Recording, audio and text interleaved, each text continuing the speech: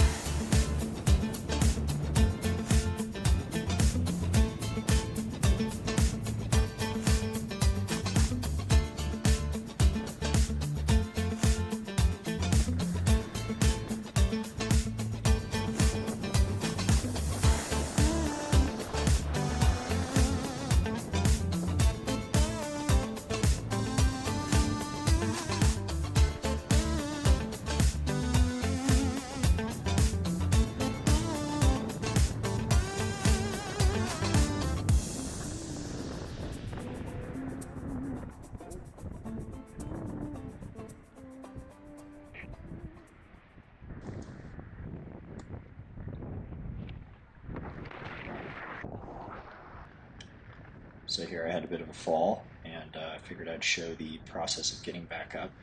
You can see here just how overpowered I am on this 2.9 meter, that the struggle is not getting on foil, the struggle is getting to your feet before the board's already on foil.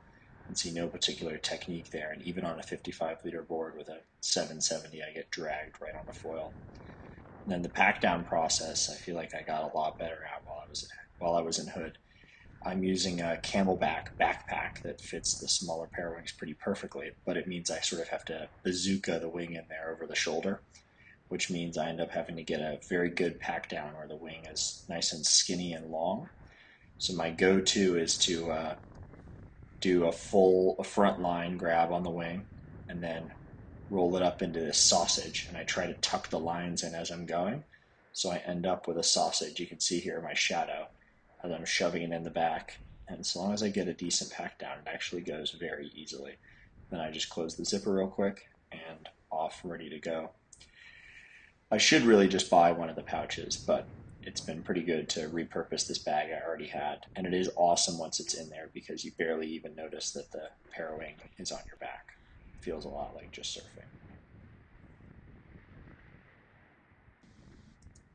Here we're going past a section on the Washington side that's called the Wall. It's pretty cool just to see how crazy the desert looks out here. It's a pretty wild surrounding to be downwinding in. And then I think on my left here is Bob. He was absolutely ripping all day. He did almost 40 miles this day. And then I believe this is Chris on the Armstrong board. He joined us for some of the earlier runs, and then he had to dip out and go do some work. But he is one of the gorge pioneers subfoiling. And yeah, this clip right here just gives you an idea of the size of the swell you're dealing with here. There were several head-high sections on the river. It was pretty crazy.